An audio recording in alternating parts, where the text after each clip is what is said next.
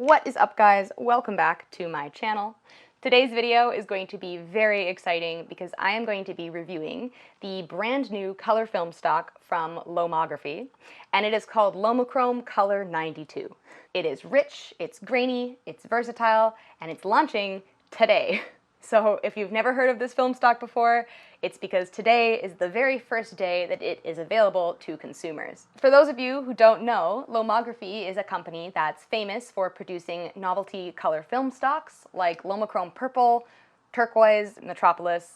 They specialize in products that take advantage of the analog nature of film photography to produce tangible, in-camera effects that are difficult to replicate digitally. Basically taking all of the fun, unexpected quirks of analog photography and playing with them in creative and intentional ways. I've done a few videos on this channel featuring different products from Lomography, but for this video, they actually sent me a roll of this film to test out before release date. So I shot this 35mm roll of 36 exposures a few months ago, like back in December, and I've had to keep my mouth shut about it this entire time. In this video, I will show you all of the photos that I took with this film stock, and I'll also show side-by-sides to compare the original versions of the photos that I got back from the lab with the edits that I made, so that you can get an idea of how the film looks straight from the lab versus what you can do with it in post.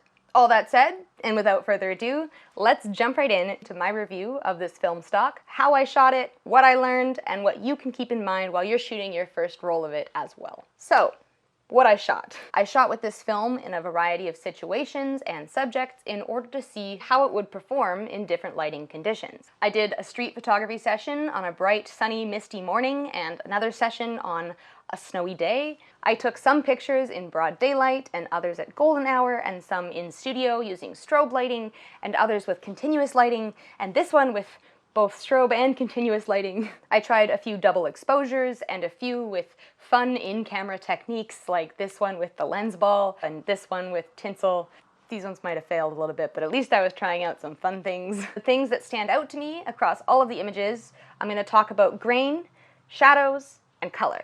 The grain structure is certainly the most prominent attribute of this film stock. It's very coarse, especially in the midtones. In general, I found that the grain wasn't as predominant in naturally lit photos as it was in the studio shots, but I did take some street photos that feature the grain quite heavily. I found that the more light in the frame, the less noticeable the grain structure was. Here's a shot that was taken on a sunny, snowy day to demonstrate how the film looks in like the brightest outdoor conditions possible. And you can see the grain is still a feature of this naturally lit scene, but it isn't as predominant in these sunny street photos as it is in the studio shots. I suspect that this is because the background of the strobe lit studio shots is plain, there's not a lot going on to distract the eye, and also full of midtones. Midtones certainly seem to be where the grain is most noticeable. And when there's nothing but grain to fill the space visually, it really stands out. I think that this effect is really something to consider while shooting with this film stock.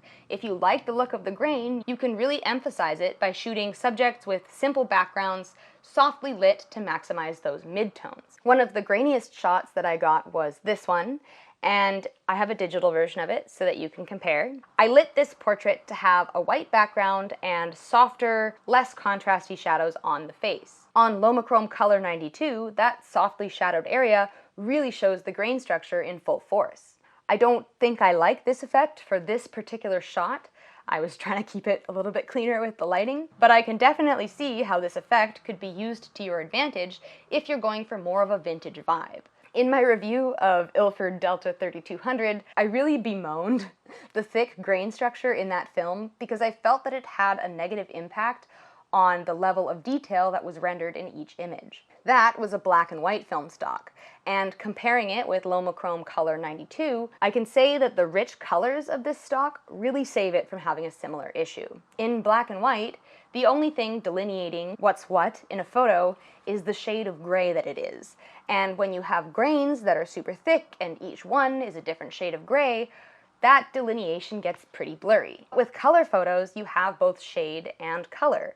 So even when the shade gets a bit grainy and blurry, the differences in color help to recover some of that detail. Okay, enough about the grain. Let's move on and talk about shadows. The areas of shadow are interesting to me because they seem to have a different tone in every image that I took. In studio, the shadows seem to have kind of a greenish bluish tone, and in the street photos, they appear more of a blue-black. In most of the photos, the shadows lean more towards a jewel tone blue-green than a mud green. And I appreciate that quite a bit in this stock because that mud green shadow color is really my nemesis. It is a lot harder to color correct mud green shadows in Photoshop than it is to work with nice deep jewel tones. And this is why I steer clear of Fuji Superia, so I'm really happy to see that this stock avoids mud green shadows for the most part. You can see from this really underexposed image that the shadows do lean more into the green tones when they're at their worst, but they do still have a fair bit of blue and red mixed in there, and here's a few other underexposed shots from different film stocks to compare this to, so you have a better idea of what you're working with. That is all that I had to say about shadows. Now I'm going to talk about color. This stock definitely leans towards a cooler color palette, though not dramatically. I've shot with some really cool toned stocks like Wolfen 400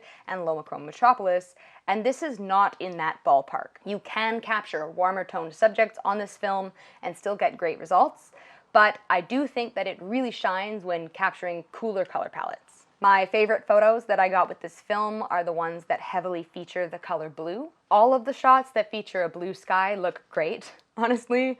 There's this overall crispness to blue tones that really works well for street photography. That, combined with the blue-black shadow toning when shot in daylight, really creates this nice, rich, deep color palette. I'm really glad that I shot this film in December because that blue tone really complements the chilly winter vibe. Looking at green, and I'll admit there wasn't much green around in December, but I got this set that really shows off green tones, and I would put them on par with blue tones as far as prominence and saturation. The stock does a really good job of rendering green. I did try to photograph as many different colors and palettes as possible on this stock, so I'm gonna go over a few of those really quick. This shot is a double exposure shot using pink, blue, and yellow lighting, and you can see how it really picks up warm tones nicely without cooling them too much. I did a similar shot with red, green, and blue lighting, which typically produces sort of a rainbow look, and for some reason this one came out a bit less saturated than I would expect, but it still represented all of the colors somewhat fairly, only slightly cooling the reds, which was really easy to counter in Photoshop. This shot of my friend's dog is another one that really shows off those warm tones, and of course I did warm them up a bit in the edit, but it's still very warm and rich and gave me a lot to work with in Photoshop. And here's another shot of the dog, because the dog is cute, we love the dog, but also she is a nice tawny color, which was a great complement to warm up this crisp early winter imagery. And the film stock permits that, which is great. Pink and orange, I think, work particularly well on this stock because they pop against the jewel-toned green-blue shadows. Since they're complementary colors, they stand out against each other really well. I think with this effect, you could cool down orange and pink tones quite a bit before they would lose their visual impact. I think that's how this stock gets away with having a cooler color palette overall, but still doing a good job rendering these warmer colors. So it does blue and green really well, and it does pink and orange pretty well. What it doesn't do super well is skin tones. I would say that this stock is not ideal for super close portraits or portraits of people with nothing else going on in the frame. I took a lot of studio shots of this pair because I thought that I had messed up my settings for the first few shots, so I took a few more to kind of hedge my bets. And it turns out that I hadn't messed up my settings and I just overshot, but that's okay. We have a lot of examples of how skin tones look on this film. They look punchy, but not necessarily full of life. I think that because orange, pink, purple, and red do get cooled down slightly on this stock, the undertones of a person's face, which are typically made up of those colors, don't really tend to show through. I played around with it in post quite a bit, trying to recover some of those undertones, but I don't think I was very successful. I'm not saying that you shouldn't photograph people with this, but I think that you'll have more success when there's more going on in the frame other than just the person's face, because that's where you'll really notice the lack of complexity in the skin tones. One final section here.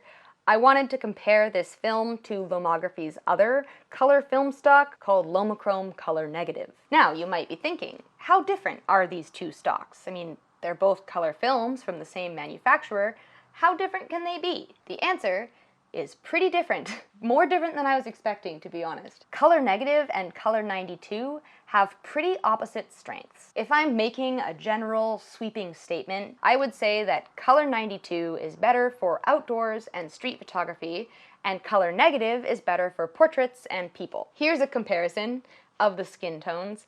All of these photos were taken with strobe lights, and you can really see the difference when you compare Negative with 92. On the other hand, here's a comparison of the green and blue tones, and I think we have a nicer, richer blue on the Color 92. It has a bit more magenta in it, which really helps keep that blue in the blue range without venturing into the green range like it does on Color Negative. Finally, comparing the grain structure, oh my god, yes, Color 92 has much thicker grain than Color Negative. Here are a few comparisons to show the difference in grain structure in different lighting conditions, and as you can see, the studio shots have a dramatic difference, and the difference lessens as you get more light in the image. Okay, so I am coming to the end of the video here, and I want to give my closing thoughts. Overall, I think this film stock is pretty fun. I like that Color 92 is noticeably different from other stocks on the market, with factors like jewel tone shadows, thick grain structure,